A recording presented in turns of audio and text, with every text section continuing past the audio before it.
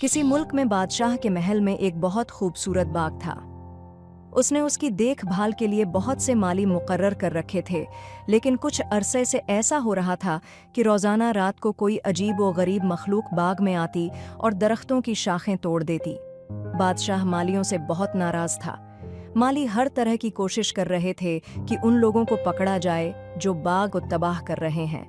आखिरकार बहुत कोशिशों के बाद मालियों को पता चला कि आधी रात के करीब 3 हंस बाग में आते हैं, लेकिन सुबह जब तफ्तीश की जाती तो घास पर इंसानी पांव के निशान नजर आते। बादशाह ने बाग की रखवाली के लिए चौकीदार रखे, लेकिन अजीब बात ये थी कि जैसे ही हंसों के आने का वक्त होता, चौकीदारों को नींद आ जाती और अगली सुबह दरख्तों की कई शाखें टूटी हुई मिलते। बादशाह के 3 बेटे थे।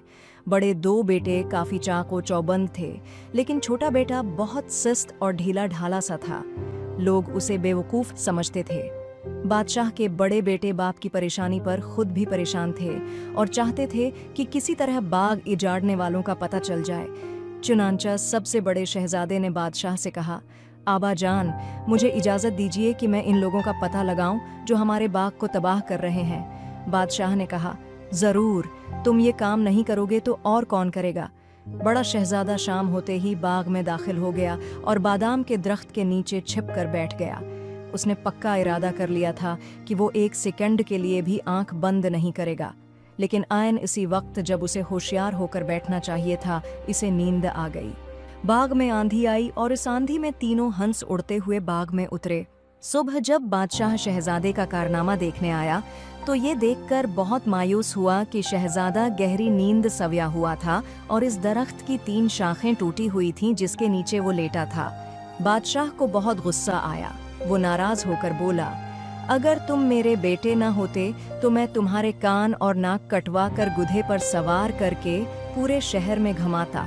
अगले दिन दूसरे शहजादे ने चोरों को पकड़ने का इरादा किया, लेकिन उसके साथ भी वही कुछ हुआ जो पिछली रात बड़े शहजादे के साथ हुआ था।